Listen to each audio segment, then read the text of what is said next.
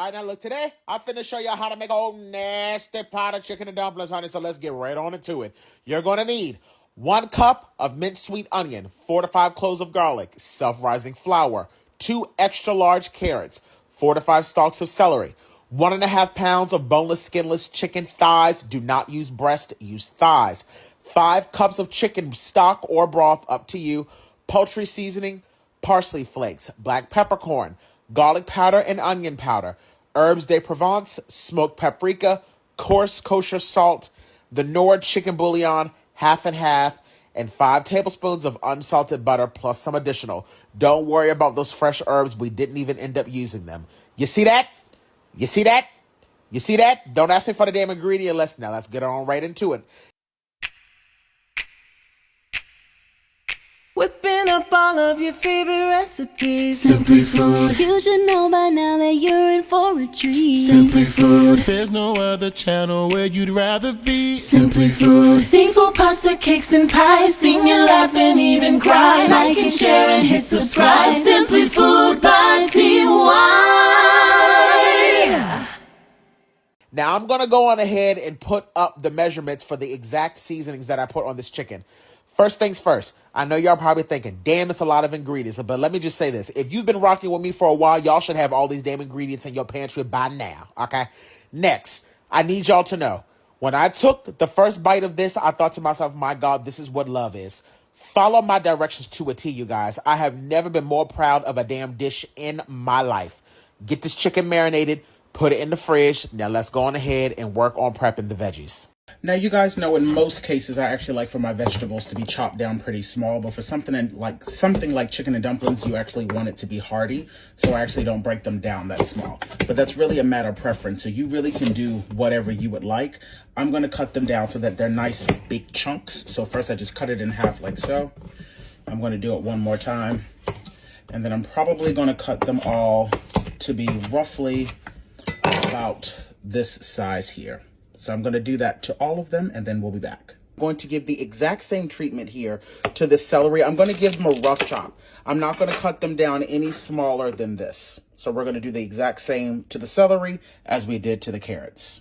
I'm also now going to go in and mince down my garlic. We don't have to worry about cutting my onions today because I had leftover onions from when I made my broccoli and cheddar recipe. And if you guys have not seen my broccoli and cheddar recipe, I would definitely suggest you check that out. All right, you guys, now that we have all of our veggies prepped, we have our celery, our onion, our carrots, our garlic. We have our 5 cups of our chicken stock ready to go. So now let's go on ahead and let's start to sear off those beautiful chicken thighs that have been marinating. Once again, you do not have to fuss or stress yourself out about letting those marinate for a long time. There's no need. I just like to do that first so that it has a little bit of time for that seasoning to kind of nestle to that meat. I'm going to go in with some neutral oil. As always, I use avocado oil, so I'm going to be going in with about 2 tablespoons worth. And one of the best things about this recipe, this is a 1-pot recipe. There's no need to dirty up a whole bunch of dishes. The only other dish that you're going to have to make in order, the only other dish that you'll have to dirty up in order to make this will be the bowl we're going to use to make the dumplings. But beyond that, everything is going to be in this 1 pot. Try not to overcrowd this pan because we want to get some beautiful searing on these chicken thighs. So we're going to do this in sections. And let me just also say this. I'm always going to choose a chicken thigh anytime I'm making a chicken-based soup. It is very rare you will ever see me choose chicken breasts because chicken thighs are going to be juicy no matter what. And people think that, oh, well, because it's going to be in a broth, that means it's going to stay moist. No, you can dry out chicken breasts. Hell, you can really dry out any chicken, but you have to work real hard to dry out a chicken thigh. So I'm always going to choose a boneless, skinless chicken thigh. And as you guys saw, I didn't trim off any of that fat. I'm letting the fat stay on there. Again, that's going to contribute to making sure that the chicken stays nice and juicy.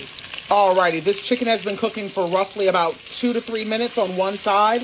And also, just to let you guys know, this is not one of those situations where we are partially cooking. You want to fully cook these chicken thighs, okay? So I'm going to repeat that process to all of the chicken.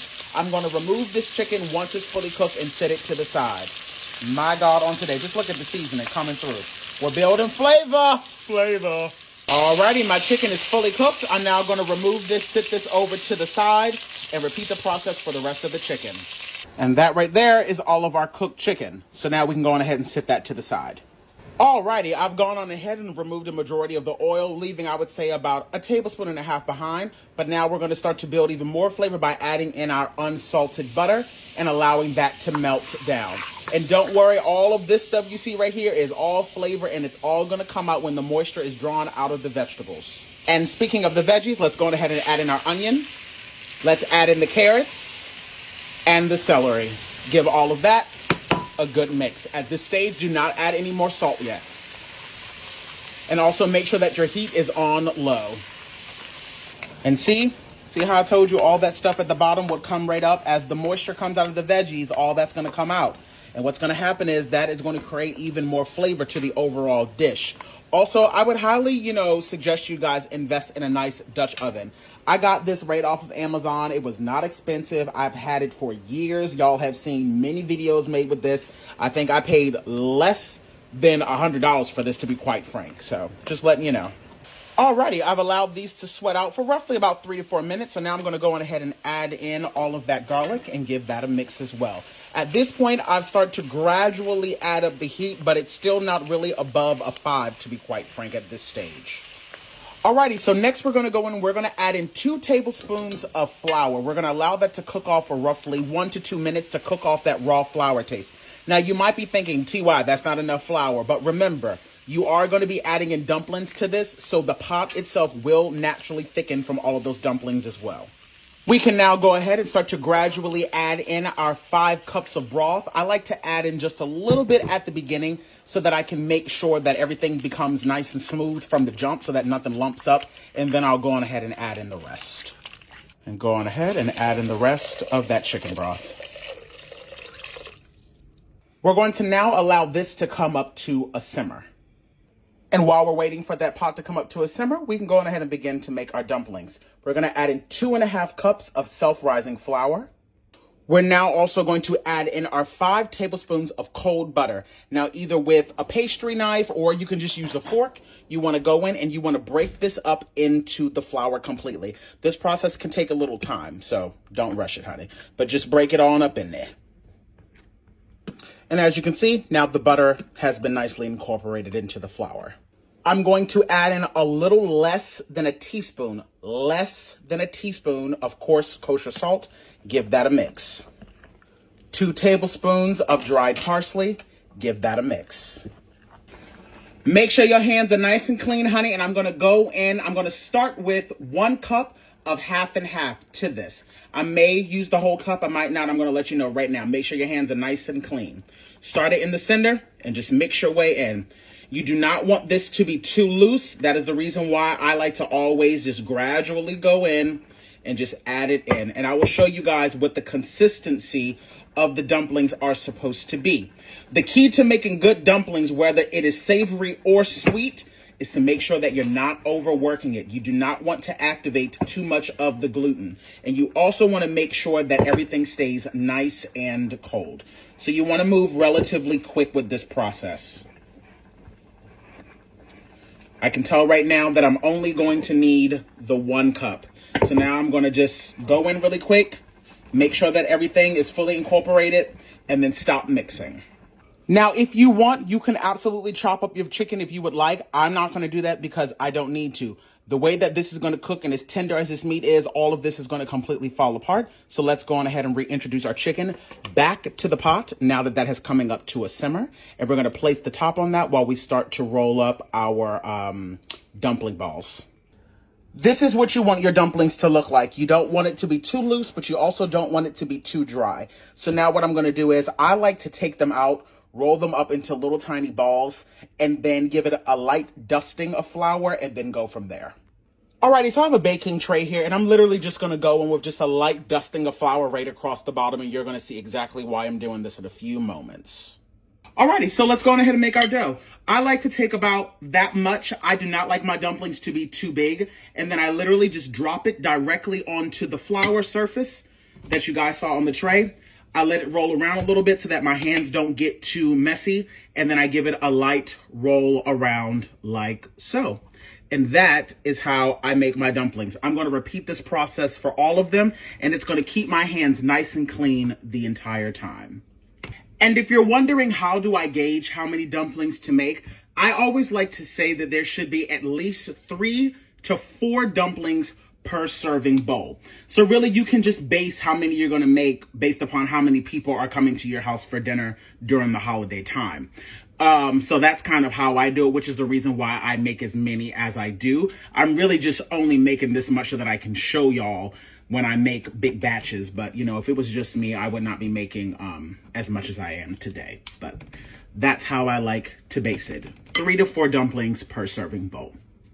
Alrighty, and so for the sake of today's video, I'm only going to make up 12 dumplings, but as you guys can see, there is enough mixture here to probably get you anywhere between 20 to 25 dumplings all together.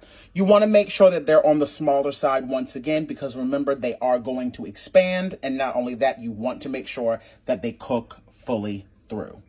Okay, so this has been simmering now for about 12 or 13 minutes while I was getting my dumplings made, and I don't know about you, but do you see the flavor inside of this pot? There is so much flavor inside of this pot, and it's still not even done yet. And remember how I told you you didn't need to go in and worry about shredding up the chicken, because as I was moving the chicken around, honey, it just falls right apart. And again, this is chicken and dumplings, so you want it to be nice and hearty. It doesn't need to be shredded up like chicken noodle soup.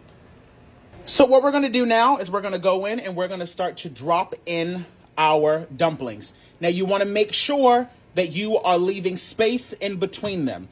Do not mix them around, just place them in, and then we're going to put the lid on this and allow this to go for about another 10-15 minutes or so.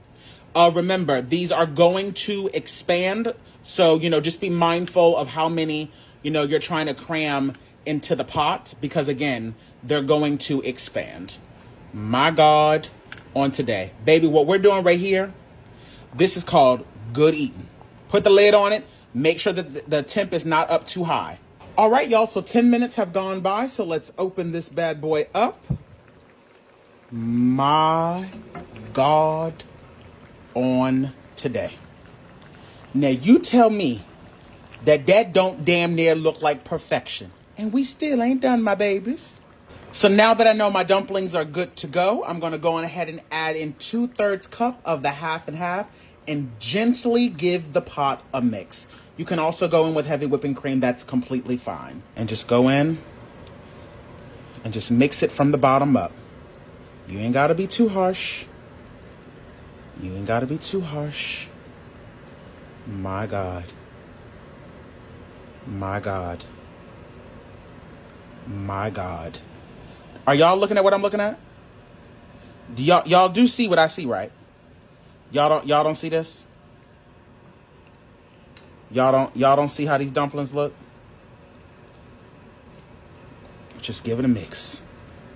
Look at the chicken. Look at the vegetables. My God. My God. And that, my loves, is how I make my chicken and dumplings. My God, on today. People don't cook like this no more. They just simply don't. Sometimes you can't cut corners. Shall we go in for a taste test? My God. All right, y'all, let's go in for a taste test. This bastard is hot as hell because I literally just took it out, but y'all see what it looked like, right? Let me show y'all what the inside of the dumplings look like so y'all understand that they are fully cooked through. The dumplings are fully cooked, not doughy whatsoever. Oh my God, okay, I'm so excited. Okay. The perfect bite, dumpling, chicken. All right, here we go.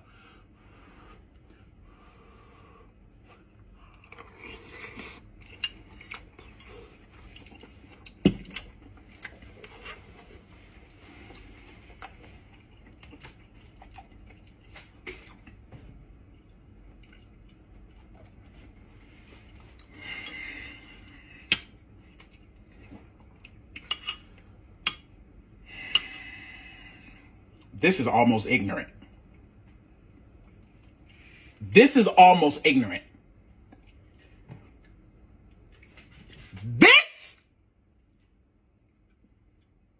Make this if you want to find you a man or woman. This ain't no...